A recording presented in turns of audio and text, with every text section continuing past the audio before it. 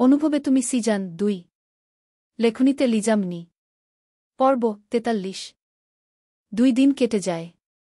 ইয়ানা এখনও আসাদ হোসেনের কাছে থেকে যায়। শরীরের অবস্থা বেশি খারাপ ছিল, তাই হসপিটালে ভর্তি করা হয়। একটু সুস্থতা অনুভব করলে আজ সকালে বাড়িতে নিয়ে আসে।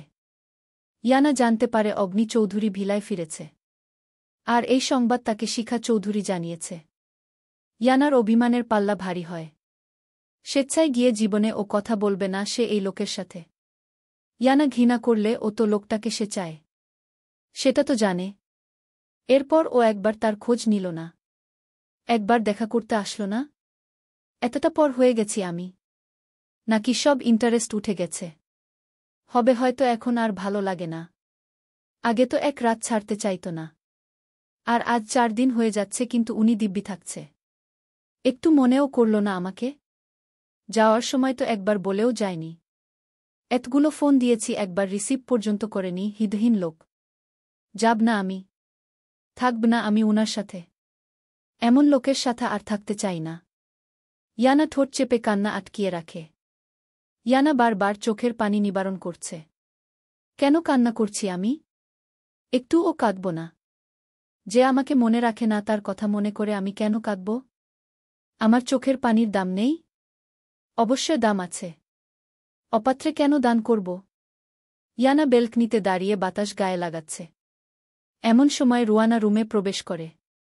ইয়ানা রুয়ানার উপস্থিতি বুঝতে পেরে চোখের পানি মুছে নিজেকে স্বাভাবিক করে নেয়। রুয়ানা কাবার থেকে জামা বের করতে করতে বলে, আপু ভাইয়া কবে আসবে? ইয়ানা, আমি কি করে জানব?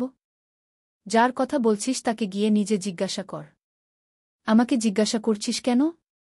আমি কোনো বার্তাবাহক নয় যে কে কখন আসবে আর যাবে তার খবর রাখব। রুয়ানা অবাক হয়ে ইয়ানার দিকে তাকায়।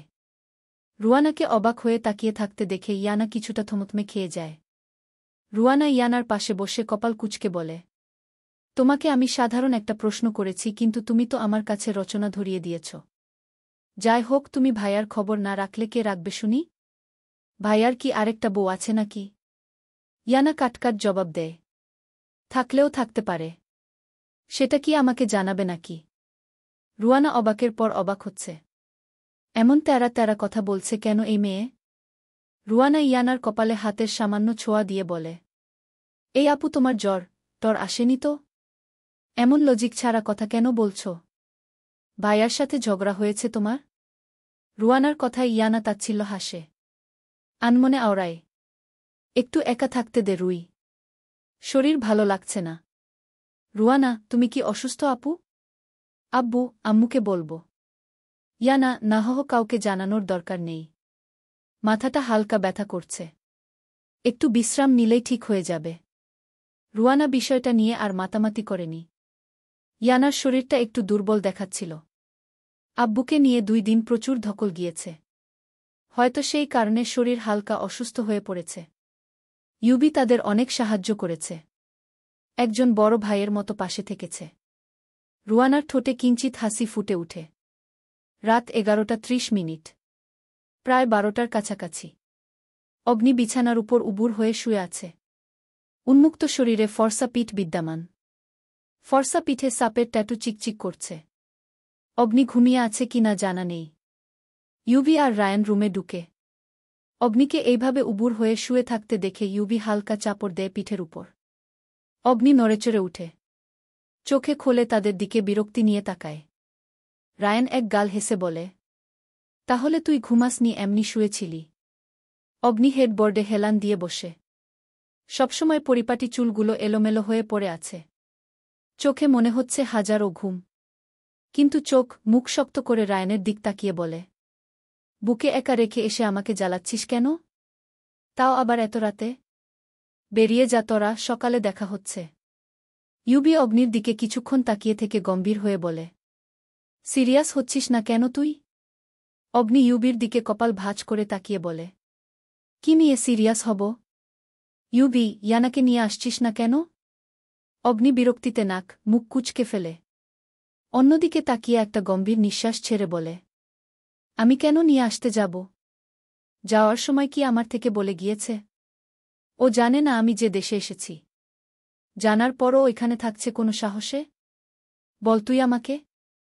রায়ান, আঙ্কেল অসুস্থ ছিল তাই গিয়েছে। অগ্নির গম্ভীর হয়ে বসে। চোখে মুখে রাগ স্পষ্ট। ইউবি তপ্ত শ্বাস ছেড়ে বলে, তোর জন্য হয়তো অপেক্ষা করছে।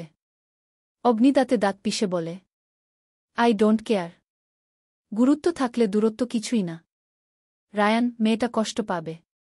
অগ্নি, হাজারটা ফোন দিয়েছি আমি। কিন্তু বারবার সুইচ অফ। মোবাইল অফ করে রেখেছে তাই না? সতর্ক করে দিস যাতে আমার সামনে না পড়ে। রাগের মাথায় কি করে বসব জানা নেই। ইউবি, তাহলে তুই যাবি না? অগ্নি, না হ। রায়ান বিড়বিড় করে বলে, ঘাড় তেরা। অগ্নি, আই নো। রুম থেকে বিদায় হয় এখন। অগ্নি ইউবি আর রায়ানকে বিদায় করে দরজা আটকিয়ে বিছানায় বসে বড় বড় শ্বাস টেনে চোখ বন্ধ করে নেয়। ভিতরে শূন্যতায় খা খা করছে। অগ্নি রাগ আর বিরক্তি নিয়ে একটা সিগারেট নিয়ে বেলকনিতে চলে যায়। ঘুম এখন ইহজনমে ও আসবে না। বেইমান নারী ঘুম হারাম করে দিয়ে এখন নিজে আরামে ঠিক ঘুমাচ্ছে। সুযোগ বুঝে আমার মস্তিষ্কটা নিজের দখলে নিয়ে নিচ্ছে। না হলে আমার শরীরের অংশ, আমার মস্তিষ্ক হয়ে ওই বিয়াদটার জন্য কেন কিলবিল করছে? আমার হার্টবিট, হৃদস্পন্দন সব কিছু সুযোগ বুঝে নিজের আয়ত্তে নিয়ে নিয়েছে। এখন আমার অঙ্গ প্রত্যঙ্গ আমার সাথেই বেইমানি শুরু করে দিয়েছে। অসহ্য। অগ্নি সিগারেটের ধোঁয়া উড়িয়ে একটা ওয়াইনের বোতল হাতে নেই। মাথা ঠান্ডা করা প্রয়োজন এই মুহূর্তে। না হলে নির্ঘাত এই মেয়েকে গিয়ে খুন করে আসবে। তার শরীর তার কাছেই বিবেকহীনের মতো ছলনা করছে ছেহ। অগ্নি রাতের অন্ধকারে খোলা আকাশের নিচে একের পর এক ওয়ানের গ্লাসে চুম্বক দিতে থাকে। জাহান্নামে যাক সব অনুভূতি। চাই না আমি কাউকে। অরিব বিয়ের দিন বাড়ি থেকে বের হয়ে আর চৌধুরী ভিলায় যায়নি। মীরা 2 দিন নিজের বাবার কাছে ছিল। জিসান আর সিমি জানিয়েছে অরিব জিসানদের বাড়িতে ছিল। শিখা চৌধুরী এটা নিয়ে জোর করেনি। ছেলেটা মানসিকভাবে কিছুটা অপ্রস্তুত হয়ে পড়েছে। সিমির কাছে জানতে পেরেছে সেদিন রাতের সত্যি ঘটনা। মীরা একদিন ভার্সিটিতে থাপ্পড় দেওয়ার কারণে অরিত সেদিন শাস্তি দেওয়ার জন্য সুযোগ বুঝে মীরাকে সেই বদ্ধ রুমে আটকে রেখে এসেছিল। অরিত সেদিন রাতে সে নিজের রুমেই ঘুমিয়েছিল, তারা এসে ডেকে তুলে। রাত তখন 12টা বাজে। অরিত চৌধুরী ভিলাতে প্রবেশ করে। পুরো বাড়ি পিনপিন নীরবতা। অরিত চারদিকে না তাকিয়ে নিজের রুমে চলে যায়। ডিম লাইটের আবছা আলোতে নিজের বিছানায় কাউকে দেখে রাগে পুরো শরীর কেঁপে উঠে। মস্তিষ্কে আসে মীরার কথা। অরিত দাঁতে দাঁত খিচে লাইট অন করে। মীরা পুরো বিছানায় জায়গা দখল করে শুয়ে আছে। পরনে টি শার্ট উপরে উঠে নাভি দৃশ্যমান হয়ে উঠে। উড়োনা অবহেলিতভাবে অর্ধেকটা নিচে পড়ে আছে আর বাকি অর্ধেকটা বিছানার উপর। অরিব মীরার দিকে রেগে তাকায়। কত বড় সাহস হলে তার বিছানায় ঘুমাতে আসে? অরিব বেড টেবিলে রাখা পানির গ্লাসটা হাতে নিয়ে পুরো পানি মীরার মুখের উপর ঢেলে দেয়। মুখের উপর পানি পড়তেই মীরা ধরফরিয়ে উঠে। হঠাৎ ঘুম থেকে এইভাবে উঠে পড়াতে মস্তিষ্ক কাজ করা বন্ধ করে দেয়। নিজের অবস্থান ভুলে যায়। কোথায় আছে সে? অরিদের কর্কশ কণ্ঠে নিজের জ্ঞান ফিরে। আমার বেডে কার পারমিশনে শুয়েছ?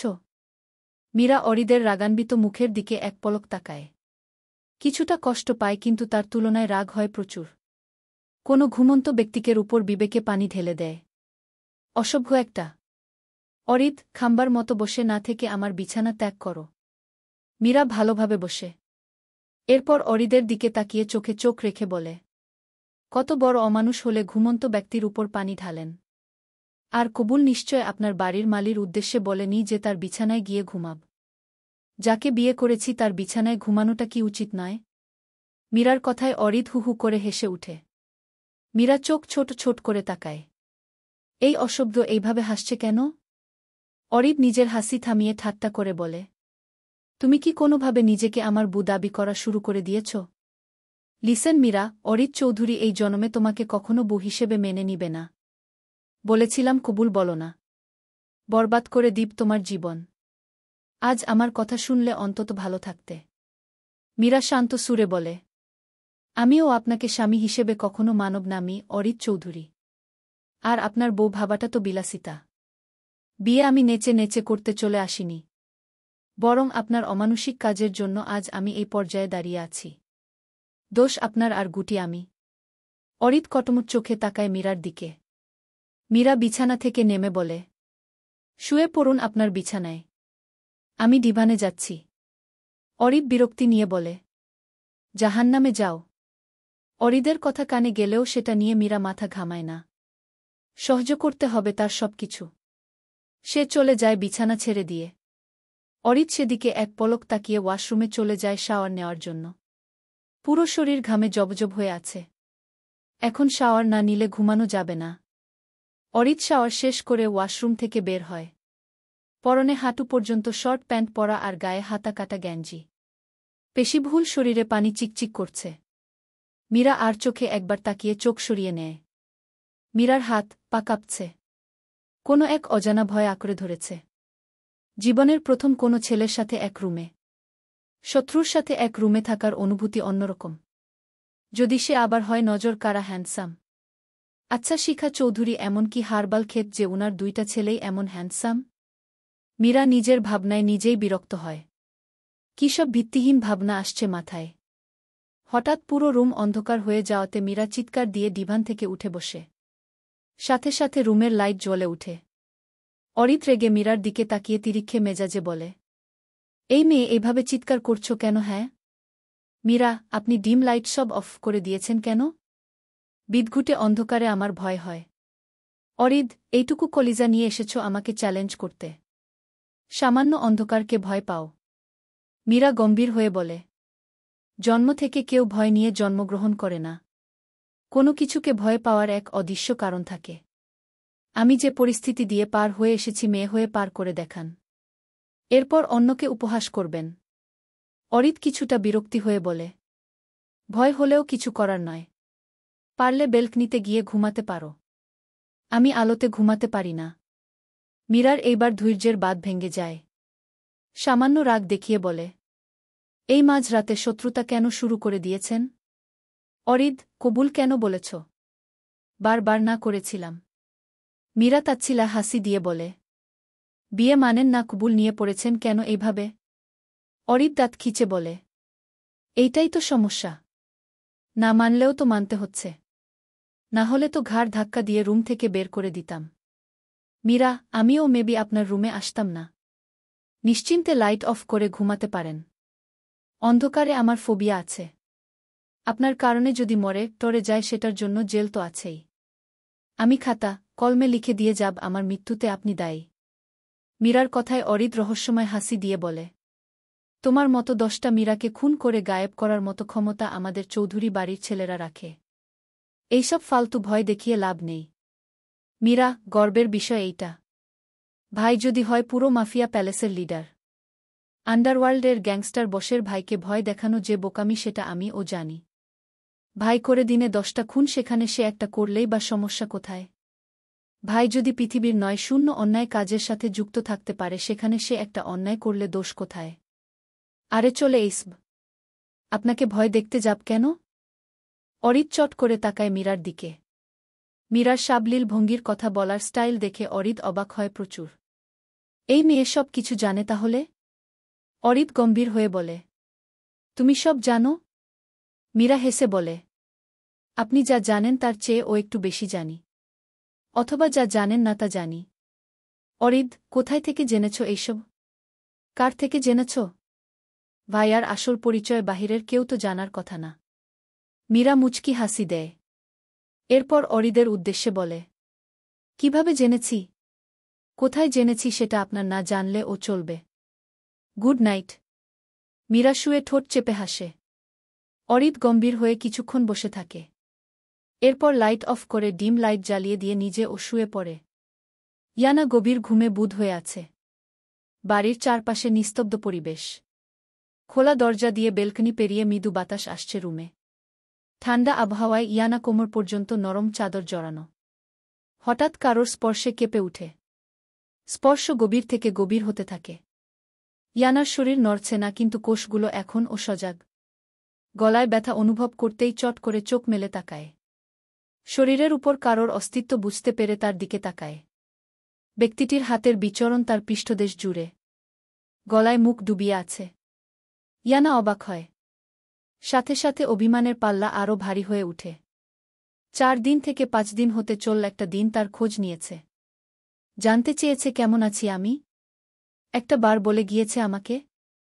2 দিন হলো ভিলাতে ফিরেছে অথচ তার খোঁজ নেইনি একবারের জন্য ও। আমার ফোনটা তো বেলকনি থেকে পড়ে ভেঙে গিয়েছে তাই যোগাযোগ করতে পারিনি। কিন্তু উনি তো বাংলাদেশে এসে আমার সাথে দেখা করার কথা ছিল। কিন্তু উনি 2 দিন পর এসেছে আদিক্ষেতা দেখাতে। এইটা উনি তো? নাকি আমার কোনো ভ্রম? অগ্নির পাগলামোতে ইয়ানার ঘোর কেটে যায়। অভিমানে চোখে পানি টলমল করছে। ইয়ানা জানে সে অগ্নিকে সরাতে পারবে না। তবুও সুযোগ বুঝে কাজে লাগাতে হবে। অগ্নির বাঁধন হালকা হয়ে আসতেই ইয়ানা অগ্নিকে নিজের সব শক্তি দিয়ে ধাক্কা দেয়। আকস্মিক এমন হওয়াতে অগ্নি নিজের টাল রাখতে পারেনি। সে একদিক দিয়ে হেলে পড়ে। ইয়ানা সুযোগ বুঝে বিছানা থেকে নেমে মেঝেতে গিয়ে দাঁড়ায়। রাগে তার পুরো শরীর রি রি করছে। অগ্নি ছোট ছোট চোখে ইয়ানার দিকে তাকায়। হঠাৎ করে নাক মুখ শক্ত করে ফেলে। ইয়ানার কাছে এসে দাঁড়ায়। অগ্নিকে কাছে আসতে দেখে ইয়ানা পিছিয়ে যায়। অগ্নি এগিয়ে আসছে আর ইয়ানা পিছিয়ে যাচ্ছে। একসময় ড্রেসিং টেবিলের পাশে থাকা বেসিনের সাথে ধাক্কা খেয়ে ইয়ানা থেমে যায়। অগ্নি ইয়ানার একদম কাছাকাছি এসে দাঁড়ায়। ইয়ানা নাক মুখ কুঁচকে নাক টেনে শ্বাস নিয়ে বলে, আপনি ড্রিঙ্কস করে এসেছেন? অগ্নি ইয়ানার সাথে ঘনিষ্ঠ হয়ে কর্কশ মেজাজে বলে, শান্তি কেন পাচ্ছি না আমি কিছুতেই? রিজেক্ট কেন করলি? বলেছিলাম না আমি কাছে আসলে ইগনোর না করতে? বল। ইয়ানা মাথা তুলে অগ্নির রাগান্বিত চোখে তাকায়। অতিরিক্ত ড্রিঙ্কস করে ফেলায় এখন নিজের মধ্যে নেই। ইয়ানা গম্ভীর শ্বাস ছেড়ে বলে, আপনি এখন নিজের মধ্যে নেই। বাড়িতে চলে যান। এত রাতে কে বলেছে আসতে আপনাকে? রেলিং পার করে নিশ্চয় এসেছেন তাই না? অগ্নি, বাড়িতেই তো ছিলাম। আসতে চাইনি। তবুও এসে গেলাম। কি করেছ আমাকে সেটা বলো। আমার শরীর, আমার ফুসফুস, আমার হৃদস্পন্দন সব তোমার পক্ষে কেন কথা বলে? আমার কথা মানতেই চায় না। বারবার বলছি এই বিয়াদটার কাছে যাব না। দেখতে চাই না তাকে। কিন্তু তারা আমার সাথে বেইমানি করে রাত 3টার সময় তোমার কাছে নিয়ে আসল। ইয়ানা, ওহো, দেখতে চাননি আমায়? তাহলে এসেছেন কেন? বাড়ি ফিরে যান, দেখতে হবে না আমাকে। অগ্নি, একটা থাপ্পড় দ্বীপ বলে দেশে এসেছিলাম। ফোন কেন ধরছিলে না আমার? মোবাইল কোথায় দেখি? ইয়ানা অগ্নির দিকে তাকায়। চোখে পানি টলমল করছে। কত বড় অশব্দ হলে আবার বলে থাপ্পড় দেওয়ার জন্য সে বাংলাদেশে এসেছে। মোবাইল তো এতদিন ভালো ছিল। কই একদিন তো ফোন আসলো না। উল্টো তার ফোন রিসিভ করেনি। ইয়ানা, ভালো তো। এখন আপনার শখ পূরণ করুন।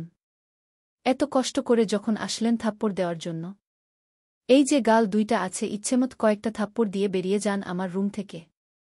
ইয়ানা অগ্নিকে নিজের কাছ থেকে সরিয়ে আসতে চায়। কিন্তু যেতে পারে না। অগ্নি হেঁচকা টানে নিজের শক্ত বুকের সাথে এনে ইয়ানার কোমর চেপে ধরে। ইয়ানা হকচকিয়ে উঠে। অগ্নির দিকে তাকায়। অগ্নি ইয়ানার উন্মুক্ত কোমরে হাত বুলিয়ে শান্ত গলায় বলে, বিড়ালের সামনে কাটা বিছিয়ে দিয়ে প্রথমে লোভনীয় করে তুললে, এখন সেই কাটা আবার পুনরায় উঠিয়ে নিয়ে যাচ্ছ। যেতে দিবে বিড়াল তোমাকে তার খাবার নিয়ে? হুম। বিড়ালকে যতটা শান্ত দেখতে পাওয়া যায় খাবার সামনে পেলে সে ততটাই অশান্ত হয়ে পড়ে। ইয়ানা ভয়ে ঢোক গিলে। তাকানোর সাহস পাচ্ছে না সে।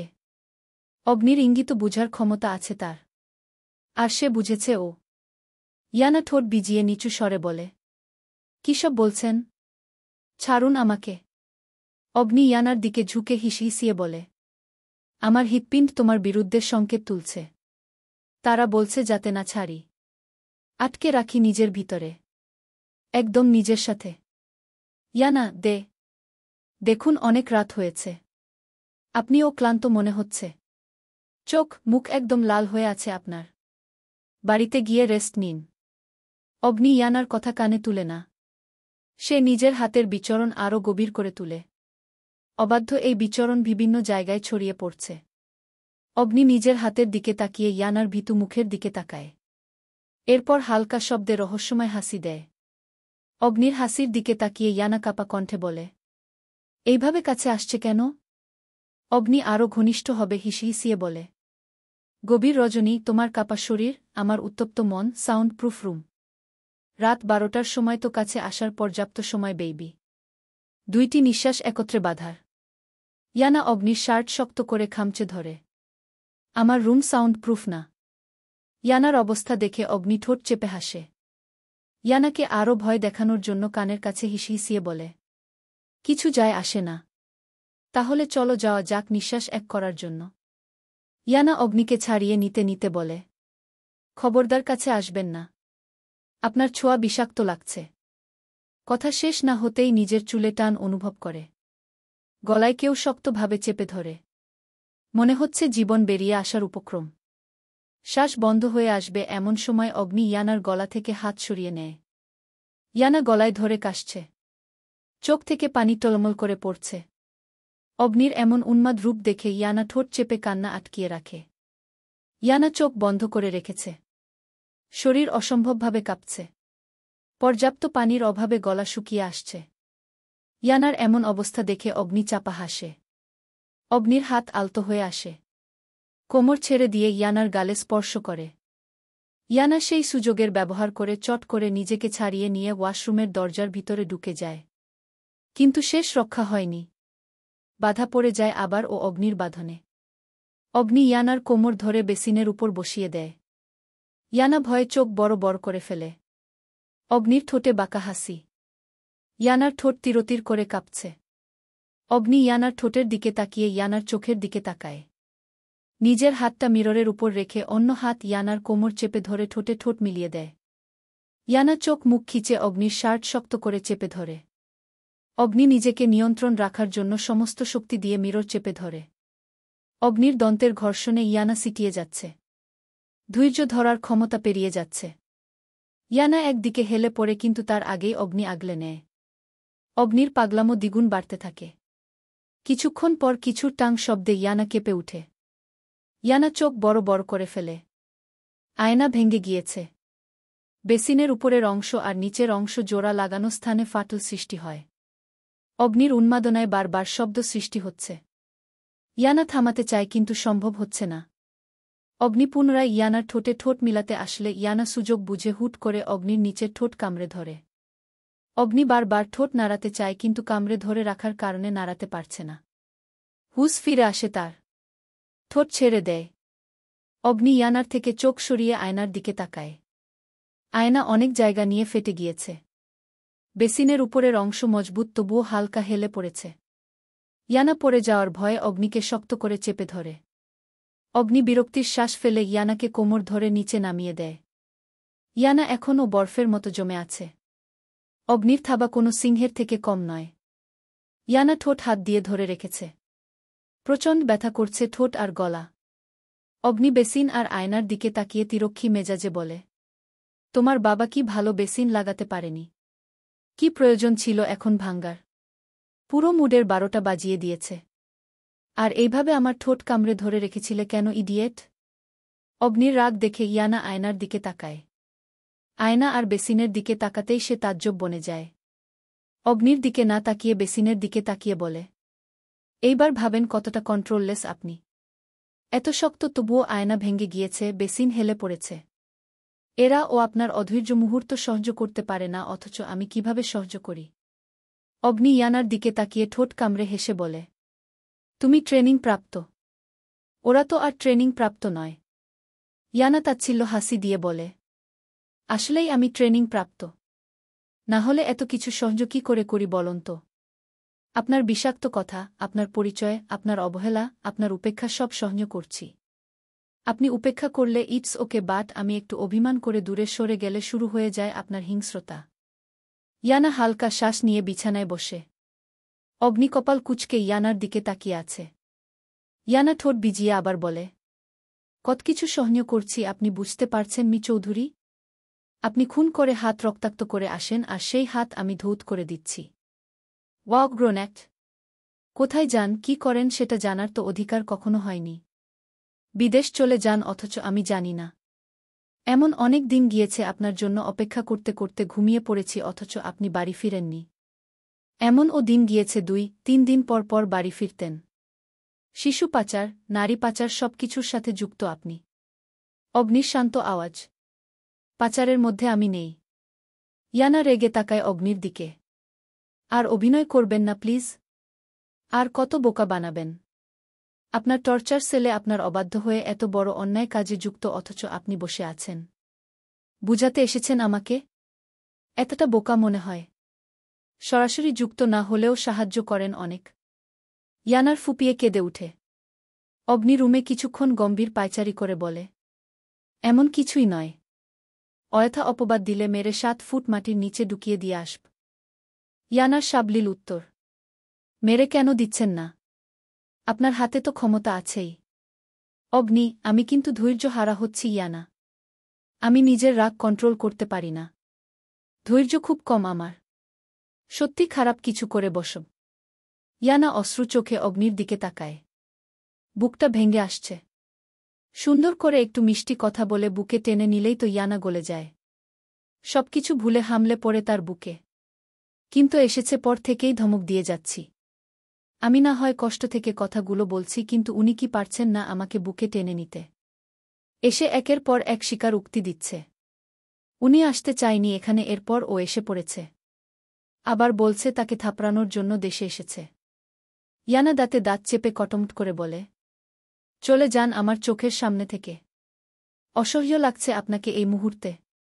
আপনার মোবাইলটা দিন, ইউবি ভাইয়াকে ফোন করছি, উনি এসে নিয়ে যাবে। মাতাল হয়ে আছেন, ঠিকমতো ড্রাইভিং করতে পারবেন না। ইয়ানা অগ্নির থেকে মোবাইলটা নিতে গেলে অগ্নি এক আছাড়ে মোবাইল মেঝেতে ছুঁড়ে মারে। এত জোরেই ধাক্কা লেগেছে মোবাইল বিখণ্ড হয়ে যায়। ইয়ানা মুখে হাত দিয়ে তাকায় সেদিকে। অগ্নির আগে ফুঁসছে। ইয়ানা অবাক হয়ে মুখে হাত রাখা অবস্থায় অগ্নির দিকে তাকায়। সেই আগের রাগ। যে চোখ দুটি দেখলে ইয়ানা আতকে উঠে। যেটা সে প্রচণ্ড ভয় পায়। ভয়ে শুকনো ঢোক গিলে। অগ্নি ইয়ানার চোখে চোখ রেখে বাহু চেপে ধরে। ইয়ানা ব্যথায় হালকা আর্তনাদ করে উঠে। অগ্নি সেসব পাত্তা না দিয়ে দাঁত কটমট করে বলে, বলেছিলাম না না রাগাতে। অসহ্য, ঘৃণা এইসব শব্দ উচ্চারণ না করতে। অসহ্য লাগে তোর, তাই না? যাহ দিয়ে গেলাম তোকে মুক্তি। ইয়ানা অবাক হয়ে বলে, মানে? অগ্নি ইয়ানার বাহু ছেড়ে দিয়ে গম্ভীর আওয়াজে বলে, আমি অগ্নি চৌধুরী তোকে মুক্তি দিয়ে গেলাম। যেদিন আমার শূন্যতা তোকে আঁকড়ে ধরবে ওই দিন স্বেচ্ছায় নিজেই চলে আসবে, তার আগে নয়। আজ থেকে আর কোনো দিন যাতে আমি এই মুখটা আর না দেখি। অগ্নি আর দাঁড়ায় না। দরজা দিয়ে বেলকনি বেয়ে নিচে নেমে যায়। ইয়ানা এখনও তবদা লেগে এক জায়গায় দাঁড়িয়ে আছে। কি বলে গেল এইসব? ইয়ানা দ্রুত বেলকনির কাছে যায়। অগ্নি গাড়িতে গিয়ে উঠে বসে। একটি বার পিছন ফিরে তাকায়নি পর্যন্ত। চোখের সামনে কালো মার্সিডিজ গাড়িটি দ্রুত চলে যায়। ইয়ানা মুখ চেপে ধরে রেলিং ঘেঁষে বসে পড়ে। মুখ চেপে ধরে উচ্চস্বরে কেঁদে উঠে। চলবে? অনুভবে তুমি সিজন 2। লেখনীতে লিজামনি। পর্ব 44। সকালটা একদম শান্ত। থাকে না কোনোরকম কোনো হইচই। বাতাস আসে নিঃশব্দে, নিঃশ্বাস ফেলার মতো কোমলতায়। রাতের গা অন্ধকার যখন ক্লান্ত হয়ে জেগে ওঠা পাতার উপর থেকে পিছলে যায়। ঠিক তখনই দিনের প্রথম আলো কারো স্নেহমাখা আঙুল ছুঁয়ে যায় জানালার কাছ। পাখিরা ডাকে না প্রথমে। প্রথমে ডাকে বাতাস। একটা হালকা ঠান্ডা হাওয়া এসে পর্দার কোণ ছুঁয়ে উড়ায়। মনে হয় আকাশ তার চুল খুলে ঘরের ভিতর ঢুকছে। তারপর একে একে পাখিরা কিচিরমিচির শুরু করে, তাদের স্বর ধানের গন্ধে ভেজা গানের মতো। সূর্য তখনও পুরো ওঠেনি। দিগন্তে সে লুকিয়ে আছে রক্তিম আলোর পেছনে। আকাশে ছড়িয়ে পড়েছে কমলা, গোলাপি আর হালকা সোনালি রঙের মায়া। কেউ তুলির আঁচড়ে সকালটাকে এঁকে দিচ্ছে নতুন করে। ঘুমন্ত শহর ধীরে ধীরে জেগে ওঠে। মেঝেতে শুয়ে থাকা রোদ টানতে টানতে উঠে যায় দেয়ালের কোণে। ছাদ গরম হতে শুরু করে। গাছের পাতাগুলো আলোর ওজনে জ্বলে উঠে। আর ঘরের মধ্যে ঢুকে পড়ে একরাশ উজ্জ্বলতা। মনে হয় আজকের সকালটা শুধু আলো না, এক বিরাট আশা নিয়ে এসেছে। কোনো একটা জানালা খুলে যায় ধীরে। কেউ এক কাপ চায়ের ধোঁয়া মিশিয়ে দেয় সকালের বাতাসে। আবার কোনো মা তার শিশুকে ঘুম ভাঙাতে চুলে বিলি কেটে দেয়। কোনো প্রেমিকা দাঁড়িয়ে থাকে বারান্দায়, উষ্ণতা খোঁজে বাতাসে। এভাবেই সকালটা আসে প্রতিদিন। না শব্দ করে, না হুঙ্কার দিয়ে। সে আসে কোমলতায়, ভালোবাসায়, জেগে থাকা একটা নতুন জীবনের প্রতিশ্রুতি হয়ে। পুরো জায়গায় সূর্যের তেজ আছড়ে পড়ে। ইয়ানা বারান্দার রেলিং হেলান দিয়ে গভীর ঘুমে মগ্ন। রুয়ানা রুমে ঢুকে দেখে ইয়ানা বিছানায় নেই। ইয়ানাকে দেখতে না পেয়ে কিছুটা অবাক হয়ে পুরো রুমে চোখ বুলিয়ে তাকায়। ওয়াশরুম দেখার জন্য সামনে এগিয়ে আসে। চোখের সামনে ভেসে উঠে ভাঙ্গা কাচ। রুয়ানা মেঝে থেকে চোখ সরিয়ে ভাঙ্গা জায়গায় তাকায়। সাথে সাথে দুই ঠোঁট ফাঁক করে হা করে তাকায়। দেয়ালের আয়না ভেঙে আছে। বেসিনের দিকে তাকাতে চোখ আরও বড় বড় হয়ে যায়। বেসিন উপরের অংশ হেলে গিয়েছে। রুয়ানা অবাক হয়ে কোমরে হাত দিয়ে ইয়ানাকে খুঁজতে থাকে। বেলকনির কাছে গিয়ে কপাল কুঁচকে তাকায়। ইয়ানা রেলিং হেলান দিয়ে ঘুমিয়ে পড়েছে। রুয়ানা দ্রুত ইয়ানার কাছে গিয়ে হালকা ধাক্কা দিয়ে বলে, আপু, এই আপু, এখানে কেন শুয়ে আছো রুম রেখে? রুয়ানার বারবার কণ্ঠধ্বনি ইয়ানার কানে পৌঁছাতেই হালকা পিটপিট করে তাকায়। ঘুমের রেশ এখনও কাটেনি। চোখ দুটি অসম্ভব ফুলে আছে। কান্না নাকি ঘুমের কারণে সেটা বোঝা মুশকিল। ইয়ানাকে তাকাতে দেখে রুয়ানা পুনরায় আওড়ায়, এই আপু, এখানে শুয়ে আছো কেন? রুয়ানার প্রশ্নে ইয়ানার মস্তিষ্কের টঙ্ক নড়ে। রাতের ঘটনা মস্তিষ্কে পুনরায় হানা দেয়। উনি রাগারাগি করে চলে গিয়েছিল। এরপর সে কাঁদতে কাঁদতে এখানেই ঘুমিয়ে পড়ে। ইয়ানাকে এমন স্তব্ধ হয়ে থাকতে দেখে রুয়ানা পুনরায় জিজ্ঞাসা করে, আপু, কি হয়েছে তোমার? আর তোমার রুমের বেসিন আর আয়না ভাঙল কিভাবে? ইয়ানা ভাবনা থেকে বের হয়ে এসে রুয়ানার প্রশ্নে কেসে উঠে। বারান্দা থেকে দ্রুত রুমে ঢুকে বেসিন আর আয়নার অবস্থা দেখে নিচের ঠোঁট কামড়ে ধরে। লজ্জা আর বিরক্তি নিয়ে হাঁসফাঁস করতে থাকে। ইয়ানা মনে মনে দাঁত পিষে বলে, আরে ভাই, অঘটন ঘটানোর যখন এত ইচ্ছে ছিল তখন আমার বাপের বাড়িতে কেন ঘটালি? নিজের বাড়িতে কি জায়গা সম্পদের অভাব ছিল? কন্ট্রোললেস লোক। ইয়ানাকে বিড়বিড় করতে দেখে রুয়ানা ধাক্কা দিয়ে বলে, কি ভাবছ? এত বড় ঘূর্ণিঝড় হলো কিভাবে? আর তোমার ঠোঁট এমন লাল হয়ে ফুলে আছে কেন? রুয়ানার প্রশ্ন ইয়ানা ভরকে যায়। মাথায় ভালোভাবে উড়োনা দিয়ে গলা ঢেকে নেয়। ইয়ানা রুয়ানার দিকে তাকায়। এরপর মেকি হাসি দিয়ে নিজের শুকনো ঠোঁট ভিজিয়ে নিয়ে বিছানায় বসে বলে, ওই রুই কাল রাতে হয়েছিল কি? একটা অনেক বড় উড়ন্ত পোকা রুমে ঢুকে গিয়েছিল। বিছানায় ঘুমাচ্ছিলাম কিন্তু প্রচুর ডিস্টার্ব করছিল। পরে আর উপায় না পেয়ে বিছানা থেকে নেমে দাঁড়ায়। পোকাটাকে রুম থেকে বিদায় করার জন্য ওর সাথে যুদ্ধ শুরু করলাম। বুঝতেই পারছিস, উড়ন্ত পোকা। তখন মারার জন্য বেসিনের কাছে যেতেই পোকাটা সরে যায় আর আঘাত গিয়ে লাগে আয়নার উপর। বেসিনের উপর নিজের ওজন রেখেছিলাম তাই হালকা হেলে পড়েছে। পরে এক প্রকার যুদ্ধ করে রুম থেকে বের করলাম। রুয়ানা বিশ্বাসের মাথা নাড়ায়। ইয়ানা রুয়ানার মুখের দিকে তাকায়। রুয়ানা পুনরায় কপাল কুঁচকে বলে, বাহিরে কেন ঘুমিয়েছিলে আপু? ইয়ানা, ভালো লাগছিল না তাই শেষ রাতে গিয়ে রাতের আকাশ দেখছিলাম। এরপর হুট করে সেখানেই ঘুমিয়ে পড়ি। রুয়ানা, ওহো আচ্ছা, তাই বলো। ইয়ানা, এইসব আব্বু বা আম্মুকে জানানোর দরকার নেই। আমি বেসিনটা ঠিক করে দিচ্ছি। আর আয়না এইটা পাল্টিয়ে অন্যটা লাগিয়ে দিচ্ছি। রুয়ানা, তোমার ইচ্ছে আপু। আমি প্রাইভেটে যাচ্ছি। তোমাকে ঘুম থেকে উঠানোর জন্য এসেছিলাম। আল্লাহ হাফেজ আপু। ইয়ানা হাসি দিয়ে বলে, আল্লাহ হাফেজ। রুয়ানা চলে যায়। ইয়ানা অনেক বড় নিঃশ্বাস নিয়ে বিছানায় গিয়ে বসে। এর মধ্যেই মোবাইলের রিংটোন বেজে উঠে। ইয়ানা বিছানা থেকে উঠে বেড সাইড থেকে মোবাইল তুলে নেয়। মোবাইলের স্ক্রিনে তাকিয়ে দেখে মীরা নামটা ঝলঝল করছে। তার উপর আবার video call. Iyana phone receive করতেই সুমু আর মীরার মুখ ভেসে উঠে। মীরা, আমার ভাসুরের একমাত্র বউ, আপনি কি আর বাড়িতে ফিরবেন না? কি ম্যাডাম আসবেন না নাকি? মীরার কথায় ইয়ানা হালকা হেসে বলে, একদিন মজা করে বলেছিলাম তোমাকে আমার দেবরের বউ বানাব। কিন্তু কে জানত, ভাগ্য আগে থেকেই লিখে রেখেছে। আর হয়েও গেলে। সুমু, তোর আরেকটা দেবর থাকার উচিত ছিল ইয়ানা। ইয়ানা, কেন? সুমু ঠাট্টা করে বলে, আরুর লাইন হয়ে যেতে।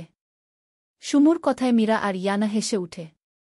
ইয়ানা মজা করে বলে, হয়ে যাবে, চাপ নিস না। এখন বল, আজ ভার্সিটি আসবি না? সুমু, আমি যাব না, বাট মীরা যাবে। ইয়ানা, চলে আয় সুমু। আমি আরও তাদের জানিয়ে দিচ্ছি। ইয়ানার কথায় সুমু মন খারাপ করে বলে, শরী, আজ যেতে পারব না। এই কয়েকদিনের ধকলে শরীরটা নেতিয়ে পড়েছে। আরও তারা কেউ আর প্রতিনিয়ত ভার্সিটির ক্লাসে জয়েন হয় না। মীরা, ইয়ানা তুমি চলে আসো, কিছুক্ষণ আড্ডা দেওয়া যাবে। ইয়ানা, ওকে। মীরা, তাহলে দেখা হচ্ছে, আল্লাহ হাফেজ। ইয়ানা ফোন কেটে দিয়ে মনিটরে অগ্নির ছবির দিকে তাকিয়ে রেখে দেয়। ওয়াশরুম থেকে ফ্রেশ হয়ে সোজা নিচে নেমে আসে। আসাদ হোসেন সোফায় বসে খবরের পেপার পড়ছিল। ইয়ানাকে দেখে প্রশ্ন করে, অগ্নি বাবা কি এখন ও দেশে আসেনি ইয়ানা? আসাদ হোসেনের প্রশ্নে ইয়ানা থমকে যায়। ধীর পায়ে আসাদ হোসেনের পাশে গিয়ে বসে আমতা আমতা করে বলে, আব্বু, উনি এসেছে। এখন তোমার শরীর কেমন লাগছে? আসাদ হোস খবরের পেপার থেকে চোখ সরিয়ে ইয়ানার দিকে তাকিয়ে বলে, তাহলে বলো এখানে চলে আসতে। আমাদের বাড়িতে তো কখনো আসেনি। ইয়ানা কিছু বলতে যাবে তার আগেই আসাদ হোসেন বিচক্ষণ নজরে বলে, অগ্নি তো ভার্সিটির প্রফেসর ছিল। এইটা ছেড়ে দিয়েছে কেন? ইয়ানা, এইটা উনার প্রফেশন নয় আব্বু।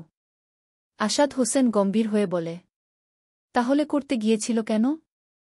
ইয়ানা আমতা আমতা করে বলে, গোপন ছদ্মবেশী কাউকে খুঁজার জন্য এই প্রফেশনে গিয়েছিল। কাজ শেষ, তাই চাকরি ও শেষ। উনি ব্যবসায়ী আব্বু, কোনো প্রফেসর নয়।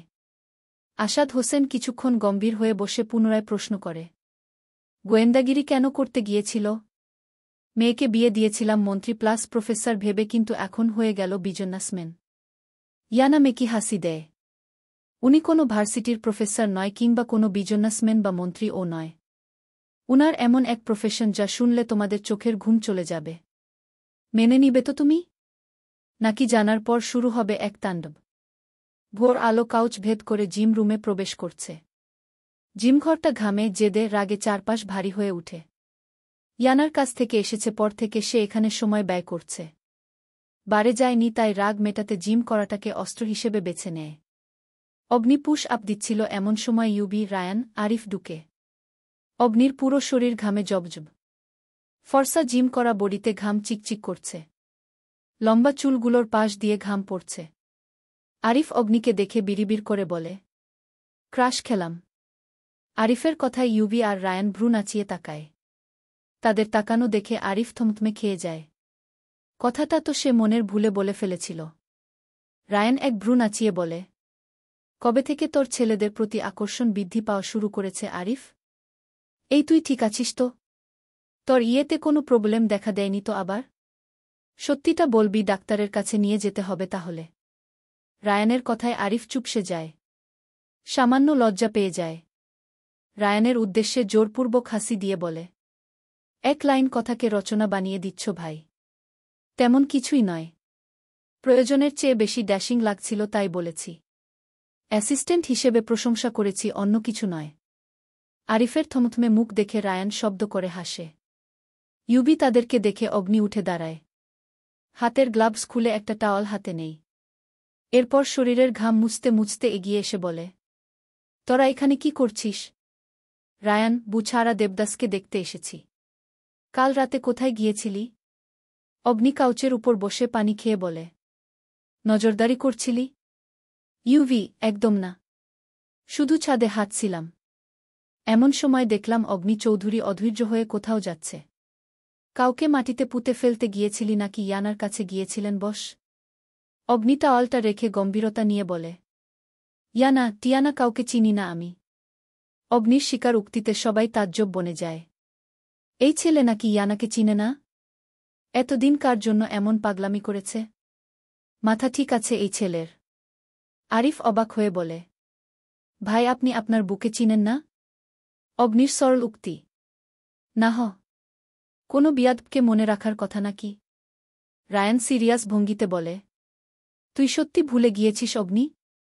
ওয়েট কর, আমি তোকে মনে করিয়ে দিচ্ছে। তোর বউ দেখতে 5 ফুট 3, গায়ের রং হলুদ ফর্সা, চুলগুলো ঘন কালো, কোমর ছাড়িয়ে পড়েছে। চোখগুলো টানা টানা, ঠোঁটগুলো এত মোটা ও না আবার এত চিকন ও না। যখন বেচারি স্বামীর অত্যাচারের ভাগিদার হয় তখন ঠোঁটগুলো ফুলে যায়। দেখতে একম কিউট পুতুলের মত। ওর একটা ঘাড়ত্তারা জামাই আছে। মনে পড়ছে কিছু তোর? রায়ান উৎসুক হয়ে অগ্নির দিকে তাকাতেই অগ্নির হাতের থাবার সম্মুখীন হয়। রায়ানের শার্টের কলার মোট করে ধরে দেয়ালের কাউচের সাথে চেপে ধরে দাঁত কটমট করে বলে, তুই আমার বউয়ের এত কিছুর নজর কেন দিয়েছিস? ওর ঠোঁট কেমন, চোখ কেমন, চুল কতটুকু, এইসব কেন দেখেছিস? দেখতে বলেছি আমি তোকে। আমার অনুমতি ছাড়া কেন দেখলি? অগ্নির হিংস্র থাবায় রায়ান মিনমিনিয়ে বলে, নাউজুবিল্লাহ ভাই, অন্য কিছু ভেবে নিস না। ঘরে বউ রেখে এসেছি। বাসর করিনি এখনো। বউ এইসব শুনলে ডিভোর্স ঠুকে দিয়ে চলে যাবে। আজ মনে রেখেছি বলেই তুই তোর বুকে মনে করতে পেরেছিস। না হলে তো তোর মনেই ছিল না ইয়ানাকে। অগ্নি কটমট চোখে রায়ানের দিকে তাকিয়ে ইউভির উদ্দেশ্যে বলে। ইউভি, এই ইডিয়েটকে নিয়ে সুমুর আঁচলের ভিতরে ঢুকিয়ে দিয়ে আয়। আইশার না হলে এখন আমার হাতে খুন হবে। ইউভি সরলভাবে বলে। আমি বন্ধু হয়ে বন্ধুর বউয়ের আঁচল কিভাবে ধরব? আঁচল ধরতে না পারলে তো ঢুকানো ও যাবে না। এই কাজ আমাকে দিয়ে হবে না। খুব চরিত্রহীন, কঠিন কাজ। আমার চরিত্র ভাই ফুলের মতো পবিত্র। ইউভির কথায় অগ্নি গম্ভীর শ্বাস ছেড়ে রায়ানের কলার ছেড়ে দেয়। এরপর বিরক্তি নিয়ে পুনরায় কাউচের উপর গিয়ে বসে। সবগুলো এক একটা বদের হাড্ডি। শয়তান যখন নিজের কাজ করতে করতে ক্লান্ত হয়ে যায় তখন এদেরকে তার কাছে পাঠায়। কিছুটা গম্ভীর হয়ে আরিফের উদ্দেশ্যে বলে। গাড়ি বের কর আরিফ। আমি রেডি হয়ে আসছি। রায়ান, কার কাছে যাবি অগ্নি? ইয়ানার কাছে নাকি? অগ্নি কটমট চোখে রায়ানের দিকে তাকিয়ে বলে। আরেকবার আমার বউয়ের নাম মুখে নিবি, গলা কেটে কুকুরকে খাওয়াব। অগ্নি আর এক মুহূর্ত না দাঁড়িয়ে গটগট পায়ে চলে যায়। ইউভি, আরিফ আর রায়ান একে অপরের দিকে তাকিয়ে উচ্চস্বরে হেসে উঠে। রায়ান, হাসি থামা ভাই, না হলে সত্যি সত্যি গলা কেটে ফেলবে। ইউভি, বুকে চিনে না, দেখতে ও যাচ্ছে না, অথচ এখানে বসে বসে ছটফট করছে। শালা ভাঙবে কিন্তু মচকাবে না। রায়ান সিরিয়াস হয়ে গম্ভীর ভঙ্গিমায় বলে। কিন্তু এখন ও ভয় কাজ করে ইউভি। বারবার বিচ্ছেদ, মান অভিমান, জানি না ভালোবাসার সমাপ্তি কি হয়। আরিফ, মৃত্যু ছাড়া তাদের আলাদা অসম্ভব ভাই। উপরওয়ালা না চাইলে বস কখনো ভাবিকে ছাড়বে না। আমি তো ভাইয়ের সাথে প্রতি মুহূর্ত থাকি, তাই সব পাগলামির সাক্ষী ও আমি। আজ মাথায় প্রচুর আগুন দেখা যাচ্ছে। জানি না এই রাগের শিকার কে হয়। আমার তো যেতেই ভয় করছে। ইউভি, দ্রুত যা, না হলে সব রাগ তোর উপর গিয়ে পড়বে। আরিফ আর না দাঁড়িয়ে চলে যায়। ইউভি নিজের কাজের উদ্দেশ্যে একটু বাহিরে যায়। লিভিং রুমে বসে শিখা চৌধুরী আর সাজিদ চৌধুরী ব্যবসা সম্পর্কে আলোচনা করছেন। সামনে বসে আছে ইউভি। মূলত সে নিজের বাবা মা থেকে ব্যবসায়িক শিক্ষা গ্রহণ করছে। মুখে তার বিরক্তি স্পষ্ট। এক প্রকার বাধ্য হয়ে সে বসে আছে। অরিদ, আম্মু, আমি বাহিরে যাচ্ছি। আমার ভার্সিটির কিছু কাজ আছে। বাকি গান অন্যদিন নিব। সত্যি বলছি, একটু ও এনার্জি নেই এইসব মস্তিষ্কে ঢুকানোর। শিখা চৌধুরী অরিদের কথায় খুব হতাশ হন। তারা ধীরে ধীরে বিদ্ধ হচ্ছে। কয়েকদিন পর ব্যবসা সামলানোর সেই শক্তি না ও থাকতে পারে। এখন যদি ব্যবসা বুঝিয়ে না দেওয়া হয়, ভবিষ্যতে সামলাতে পারবে কিছু? শিখা চৌধুরী, কাজ আর জীবন নিয়ে এত হেয়ালি করা চলে না অরিদ। বুঝতে হবে তোমাকে। বিয়ে হয়েছে, কয়েকদিন পর বাচ্চার বাবা হবে, পরিবারের দায়িত্ব তো নিতে হবে নাকি? মায়ের কথা শুনে অরিদের চোখ বের হয়ে আসার উপক্রম। কাল বিয়ে না হতেই আজ বাচ্চা। খুব রাগ আর বিরক্ত হন মায়ের কথা। যেখানে মেয়েটাকেই সহ্য করতে পারে না সেখানে বাচ্চা আসাটা বিলাসিতা। কিছুক্ষণের মধ্যেই মীরা রেডি হয়ে নিচে নেমে আসে। পরনে সাদা আর পিঙ্ক কালারের ফুলের মধ্যে টুপিছ। মাথায় ছোট করা হিজাব বাঁধা। মীরা নিচে নামলে অরিদের চোকাচোকি হয়। অরিব বিরক্তি নিয়ে চোখ সরিয়ে নেয়। মীরা সেদিকে পাত্তা না দিয়ে শিখা চৌধুরী আর সাজিদ চৌধুরীর উদ্দেশ্যে বলে। আঙ্কেল, আন্টি, আজ ভার্সিটির কিছু দরকারি কাজ ছিল, তাই যেতে হচ্ছে। সাজিদ চৌধুরী হাসি দিয়ে বলে। আঙ্কেল আন্টি কেন ডাকছিস মা? আহিয়া যেমন আমার মেয়ে তেমনি তুই আর ইয়ানাও। এখন থেকে বাবা মা সম্বোধন করবি। মীরা মুচকি হাসি দিয়ে বলে। জি বাবা। শিখা চৌধুরী, অরিদ, তুমি তো ভার্সিটি যাচ্ছিলে। যাও মীরাকে নিয়ে এখন। অরিদ দিভান থেকে উঠে দাঁড়িয়ে বলে। অসম্ভব আম্মু। আমি গাড়ি দিয়ে যাব না, বাইক নিয়ে যাব। শিখা চৌধুরী, বাইক কি গাড়ির মধ্যে পড়ে না? যা দিয়েই যাচ্ছ সেটা দিয়েই নিয়ে যাও। অরিদ কপাট রাগ দেখিয়ে বলে। জোর করে বিয়ে দিয়েছ আম্মু। এখন প্লিজ জোর করে ঘাড়ে চাপিয়ে দিও না। এই মেয়েকে তো ইহজন্মে ও নিজের বাইকের পিছনে বসাব না। শিখা চৌধুরী, এই মেয়ে কাকে বলছ? মীরা তোমার বিবাহিতা স্ত্রী অরিদ। জোরপূর্বক বিয়ে হলেও কবুল বলে সম্পর্কে আবদ্ধ হয়েছ। সেটাকে স্বাভাবিক করে গড়ে তুলো, অগ্নির মতো হেলাফেলা করো না। মীরা এতক্ষণ মা ছেলের তর্কের নীরব দর্শক ছিল। কখন চোখ দিয়ে পানি গড়িয়ে পড়েছে হয়তো নিজের ও খেয়াল নেই। সবার আড়ালে চোখের পানি মুছে মুচকি হাসি দিয়ে বলে, আমাকে কেউ পৌঁছে দিতে হবে না আম্মু। আমি রিক্সা করে চলে যাব। সাজিদ চৌধুরী, তুমি অরিদের সাথেই যাবে মা। আর ও তোমাকে নিয়ে যেতে বাধ্য। সাজিদ চৌধুরী অরিদের দিকে রাগান্বিত চোখে তাকিয়ে গম্ভীর আওয়াজে বলে, মীরাকে তুমি যাবে কি না? আমি রেগে যেতে বাধ্য করো না অরিদ। বাবার রাগান্বিত আওয়াজে অরিদ চুপসে যায়। বাইকের চাবি হাতে নিয়ে এক প্রকার রাগ দেখিয়ে বলে, আসতো বলো। অরিদ চলে যায়। মীরা সাজিদ চৌধুরীর উদ্দেশ্যে মিহি সুরে বলে, কি দরকার ছিল বাবা জোর করার? আমি একাই রিক্সা নিয়ে চলে যেতে পারতাম। শিখা চৌধুরী, দায়িত্ব নেওয়া শিখতে হবে। মীরা মেকি হাসি দিয়ে বিদায় জানিয়ে চলে যায়। বাইকের কাছে গিয়ে দেখতে পায় অরিদ গম্ভীর মুখে বসে আছে। মীরাকে দাঁড়িয়ে থাকতে দেখে অরিদ দাঁত কটমট করে বলে, আপনাকে কি এখন ইনভাইটেশন কার্ড দিয়ে আনতে হবে? অরিদের ধমকে মীরা মুখ বাঁকিয়ে বাইকের পিছনের সিটে গিয়ে বসে। এরপর কিছুক্ষণ ফাঁকা রেখে সরে যায়। অরিদের বিরক্ত কণ্ঠ, একদম ধরবে না আমাকে? মীরা, যদি পড়ে যায় তাহলে? অরিদ, পড়ে গেলে পড়ে যাও, I don't care. But touch করবে না আমাকে। মীরা বিড়বিড় করে বলে, কোনো দুর্ভাগ্যের কারণে এই ঘাড়ত্তারার সাথে আসতে গিয়েছি আমি। এর চেয়ে ভালো ছিল হ্যান্ডসাম ড্রাইভার হান্নান ভাই।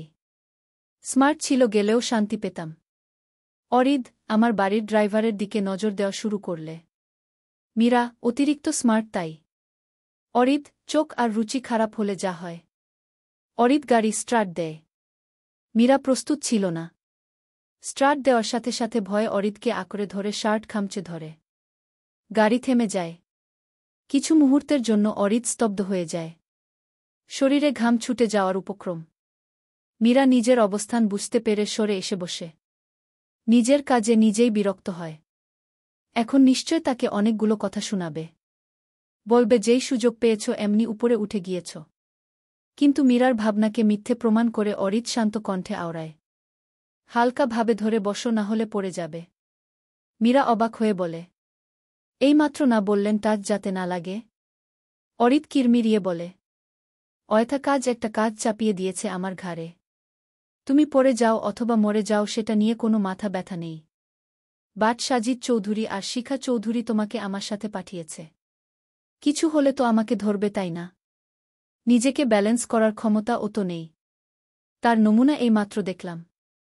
একটু হলে পড়ে যেতে আর সব দোষ হয়ে পড়ত আমার ঘাড়ে। অরিদ এক প্রকার রাগ দেখিয়ে গাড়ি স্টার্ট দেয়। ভিতরে থাকলে মীরা সব কথার উত্তর দিত। কিন্তু পাশে গার্ড আছে, তর্ক করাটা ভালো দেখাবে না। তাই সে নিশ্চুপে সহ্য করে যায়। রুয়ানা স্কুল শেষ করে রিক্সার জন্য অপেক্ষা করছিল। আজ তার স্কুল দ্রুত ছুটি হয়ে গিয়েছে। কিছুক্ষণ দাঁড়িয়ে থাকার পর একটা হোয়াইট মার্সিডিজ গাড়ি তার সামনে এসে থামে। রুয়ানা অন্য কারোর গাড়ি ভেবে কিছুটা সরে দাঁড়ায়।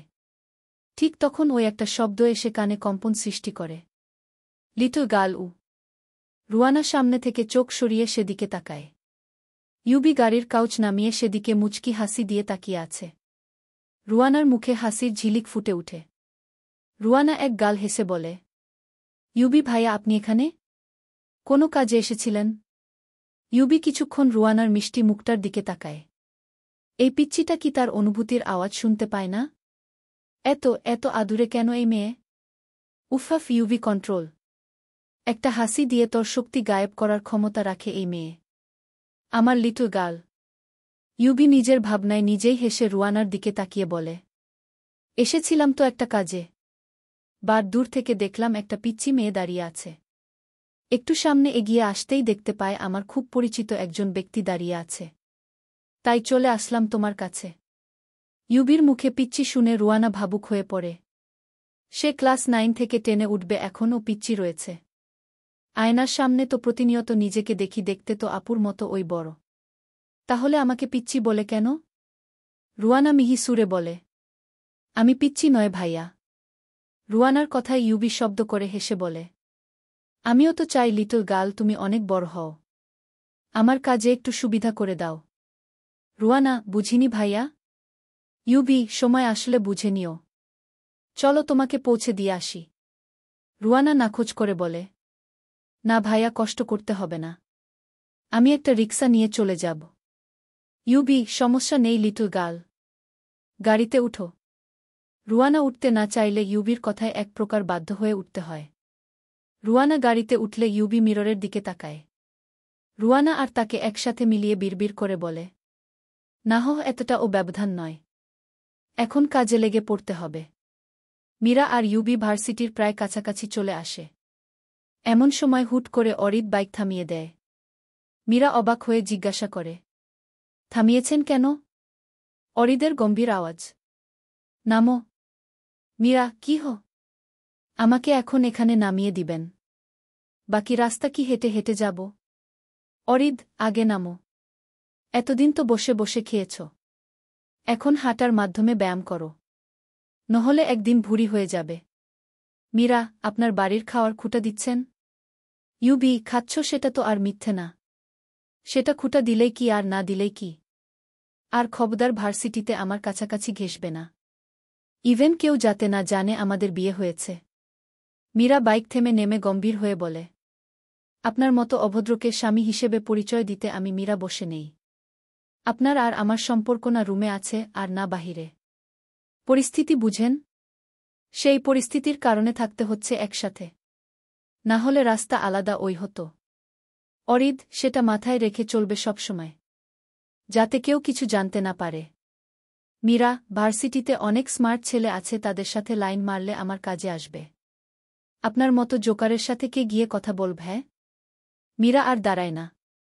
নির্ঘাত এখন এক বজ্রপাত হবে। দাঁড়িয়ে মরার চেয়ে দ্রুত জায়গা ত্যাগ করা ভালো। মীরার কথায় অরিদ রাগান্বিত চোখে সেদিকে তাকিয়ে থাকে। কিন্তু কিছু বলার সুযোগ হয়নি, তার আগেই মীরা চলে যায়।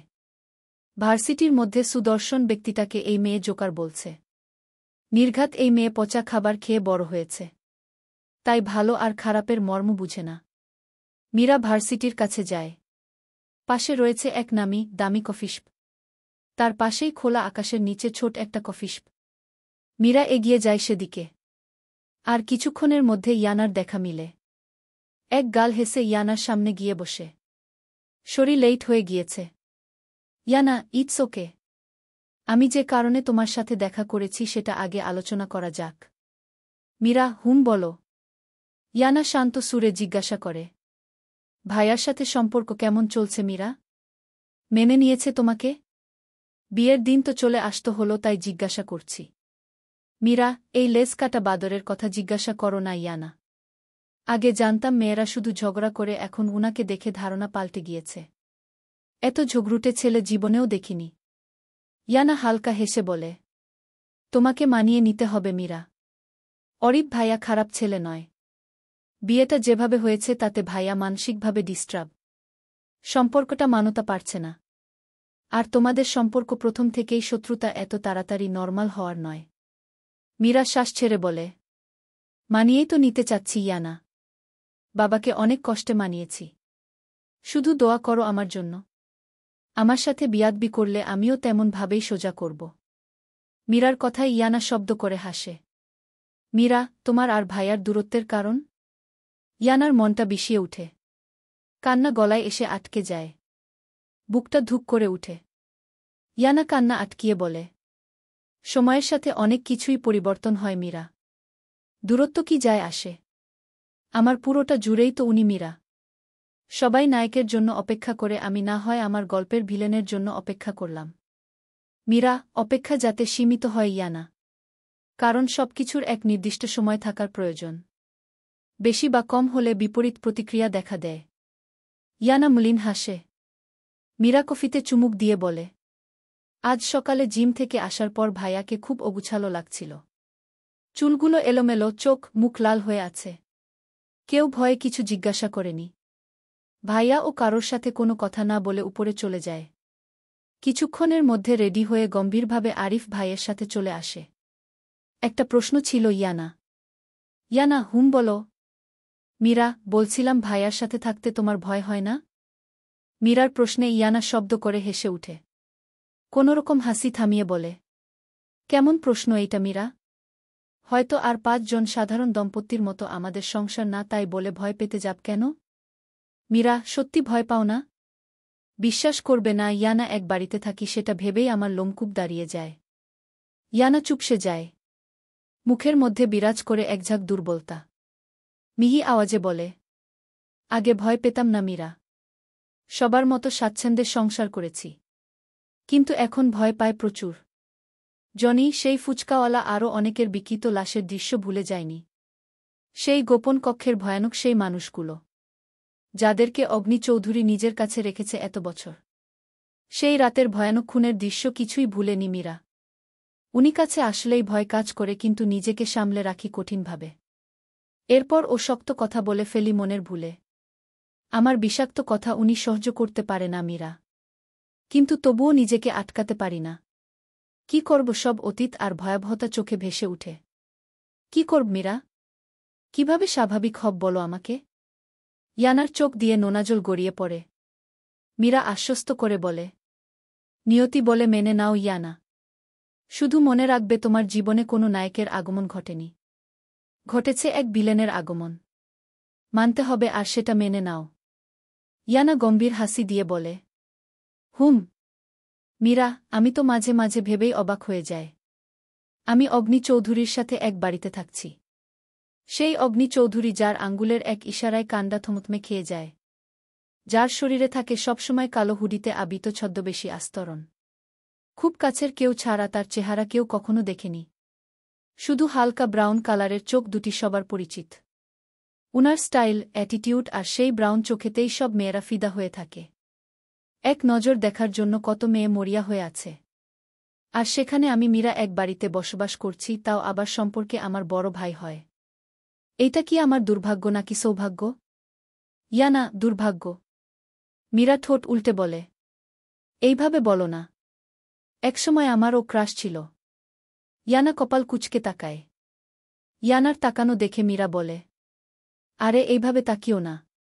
আগে জামাইয়ের চোখে ক্রাশ খেতাম আর এখন বড় ভাইয়ের চোখে খায়। সম্পর্ক বদলে গেল এক পলকে, এই আর কি। মীরার বাচ্চামো দেখে ইয়ানা হেসে দেয়। মীরা, হাসো না ইয়ানা। তোমার জামাইকে আমি লিমিট ছাড়া ভয় পায়। যখন ভাবি অগ্নি চৌধুরীর সাথে আমি এক বাড়িতে বসবাস করি তখন ওই আমার গলা শুকিয়ে আসে। ভাইয়া তো বাড়িতে থাকে না, খুব রাতে আসে। তখন থেকে শুরু হয় আমার ভয়। সুমুকে ও ডাকতে পারি না কারণ রায়ান ভাইয়া থাকে। ভাববে তার বউ আমি নিয়ে চলে যাচ্ছি। তোমার প্রাণপ্রিয় দেবর তখন ভয় কাটানোর সঙ্গী হয়। উনি আসলে চুপচাপ শুয়ে পড়ি। তখন আর ভয় কাজ করে না। মীরার কথায় ইয়ানা ঠোঁট কামড়ে হেসে বলে, যাক, আমার দেবর তাহলে একটা কাজে আসে। রোমান্সে না আসলে ও ভয় কাটানোর কাজে আসে। ইয়ানার কথায় মীরা থমথমে খেয়ে যায়। একটা বিলাসবহুল কফিশপে রেশব আর অগ্নি মুখোমুখি হয়ে বসে আছে। কানাডায় প্রায় রেশব আর অগ্নি দেখা করত। রেশবের বাবা মারা যাওয়ার পর থেকে রেশব ব্যবসা সামলাতে গিয়ে সবার কাছ থেকে দূরে সরে যায়। তার উপর বোনের উশৃঙ্খল জীবনযাপন। সব মিলিয়ে সে প্রচুর ব্যস্ত। রেশব কফিতে চুমুক দিয়ে বলে, আন্টি বলেছে বিয়ে করেছ। বিবাহিত জীবন কেমন চলছে তোমার ভাইয়া? অগ্নির গম্ভীর আওয়াজ। ভালো। রেশব কিছুটা অবাক হয়। অগ্নির সম্পর্কে তার মোটামুটি সব জানা। নারী বিরোধী ব্যক্তি সুখে সংসার করছে, উত্তরটা রেশবকে অনেকটা অবাক করে। অবাক হয়েছে ও বটে। অগ্নি আর রেশব কিছুক্ষণ কথা বলে। অগ্নির গুরুত্বপূর্ণ কল আসায় রেশব উঠে যায়। তারও কিছু কাজ ছিল। এর মধ্যে আগমন ঘটে একজন ব্যক্তির। অগ্নি চোখ তোলে তাকাতেই বিরক্তিতে নিঃশ্বাস ছাড়ে। ঝর্ণা কাঁধের ব্যাগটাকে কাউচের উপর রেখে আহ্লাদ গলায় বলে, হাই বেবি, কি করছো? অগ্নি মোবাইলের মনিটরে চোখ রেখে গম্ভীর আওয়াজে বলে, আমি কি ডায়াপার্ট পরা ঝর্ণা? ঝর্ণা চুপসে গিয়ে বলে, হোয়াট? কি সব বলছ? ডায়াপার্ট কেন পড়তে যাবে? অগ্নি গম্ভীর মেজাজে বলে, তাহলে বেবি বেবি বলে কান তবদা লাগাচ্ছ কেন? দেখতে পাচ্ছ অ্যাডাল্ট এক যুবক বসা আর সেখানে বেবি সম্বোধন করছ। ঝর্ণা, এইটা তো আমার ভালোবাসার ডাক Ahan. Agni, don't call me Ahan fucking girl. আমার নাম অগ্নি চৌধুরী। আর ভালোবাসা হুহ চেয়েছি আমি? Why are you acting shameless when I never wanted it? You are characterless Jharna. অগ্নির কথার অপমানে ঝর্ণার চোখ থেকে পানি গড়িয়ে পড়ে। অসহায় হয়ে পড়ে সে। মিনতি সুরে বলে। আমি এমন ছিলাম না অগ্নি। তোমাকে পাওয়ার জন্য আজ আমার এই দশা। বেশ্যা হয়ে গেলাম দেখো। সমাজ আর নিয়তি কোথায় নিয়ে গেল আমাকে। সবটা জুড়ে তো তুমি ছিলে। হারিয়ে ফেললাম কিভাবে? অগ্নি তাচ্ছিল্য হাসে। একই ভঙ্গিমায় বলে। পতিতালয়ের এক নির্লজ্জ মেয়ে যখন অন্যকে ভুলতে বা নিজের চাহিদা মেটানোর জন্য নিজের সতীত্ব বিলিয়ে দেয়, এরপর ঘৃণার চোখে বলে সেই লোক অথবা সমাজ আমাকে বেশ্যা বানিয়েছে। ঠিক কোনো এক জায়গায় আরেকটি মেয়ে নিজের সতীত্ব বাঁচানোর জন্য প্রাণপ্রণ চেষ্টা করছে। নিজেকে আটকাতে বা ধরে রাখতে চাইলে অনেক রাস্তা খুঁজে পাওয়া যায়, না হলে পাবে শুধু অজুহাত। তাই তোমার নষ্টামির পিছনে আমাকে কেন্দ্র করে অজুহাত টানবে না ঝর্ণা। ভালো সবাই হতে পারে না। ভালো কাকে বলে সেটা আমার ইয়ানাকে দেখো। যার শরীরে প্রথম স্পর্শকারী পুরুষ আমি। ও আমার হৃদয়ে গড়ে ওঠা এক নিষ্পাপ ফুল। যার চরিত্রে কোনো দাগ নেই। রাস্তায়, হাটে, ঘাটে, পতিতায় অনেক সুন্দরী মেয়েরা থাকে, কিন্তু নিজের চরিত্র আর স্বামীর প্রথম ছোঁয়া পায় কয়জন? ইয়ানার কথা শুনে ঝর্ণার মাথা আগুন জ্বলে উঠে। সে জানে ইয়ানা ভালো, কিন্তু তার থেকে তার অগ্নিকে কেড়ে নিয়েছে। কি করে সে ইয়ানাকে সহ্য করবে? ঝর্ণা, আমাকে ক্ষমা করে দেওয়া যায় না অগ্নি? বিশ্বাস করো, প্রচণ্ড ভালোবাসি তোমাকে। অগ্নি, পরেরবার এই বাক্যটা উচ্চারণ করো না ঝর্ণা। আমি রেগে গেলে তোমার নিঃশ্বাস ও নিয়ে নিতে পারি। অগ্নি উঠে বের হয়ে যায়। ঝর্ণা ও পিছন পিছন আসে। তার হাঁটু পর্যন্ত একটা লাল শর্টস পরা। হাতা কাটা, গলার অনেক জায়গা ভাসমান। ঝর্ণাকে আসতে দেখে অগ্নি দাঁড়িয়ে যায়। তবে সে তার দিকে তাকায় না। অন্যদিকে তাকিয়ে তিরিক্ষি মেজাজে বলে, পিছে কেন আসছ? মরার শখ জেগেছে। ওয়ার্নিং দিচ্ছি, আর ভালোবাসা এইসব ন্যাকামো নিয়ে আসবে না। অগ্নি গাড়ির কাছে যাবে এমন সময় চোখ আটকে যায় দূরে থাকা এক রমণীর দিকে, যে এই মুহূর্তে তাদের দিকেই তাকিয়ে আছে। চোখে পানি চিকচিক করছে, তা দৃশ্যমান। ঠোঁসগুলো অসম্ভবভাবে কাঁপছে। অগ্নি ঠোঁট চেপে গম্ভীর নিঃশ্বাস ছাড়ে। নির্ঘাত এই মেয়ে এখন উল্টাপাল্টা জিনিস ভাববে। ইয়ানা আর দাঁড়ায় না। এখানে কফি শপে এসে এক্স গার্লফ্রেন্ডের সাথে ফুর্তি করছে। ভালো ওই তো। সেজন্য তো তার কোনো খোঁজ নেয় না। এতগুলো দিন তাকে ছাড়াই কাটাচ্ছে। তাহলে এই হলো আসল রহস্য। তলে তলে সবাই এগিয়ে যাচ্ছে, শুধু আমি বোকা রয়ে গেলাম। ইয়ানাকে চলে যেতে দেখে মীরা আটকে দিয়ে বলে, ইয়ানা ভাইয়া, প্লিজ কথা বলে যা। ইয়ানা এগিয়ে যেতে যেতে বলে, অপরিচিত কারোর সাথে কথা বলতে আমি ইচ্ছুক নয় মীরা। যে আমাকে ভুলে যায় তাকে কেন আমি মনে রাখব? সে বলেছে আমি যাতে তাকে আমার এই মুখ না দেখায়। কারণ উনাকে মুখ দেখানোর মানুষ আছে। চলে আয় তুই। ইয়ানা কিছুটা এগিয়ে যেতেই কেউ তার হাত শক্তভাবে আঁকড়ে ধরে। চলবে।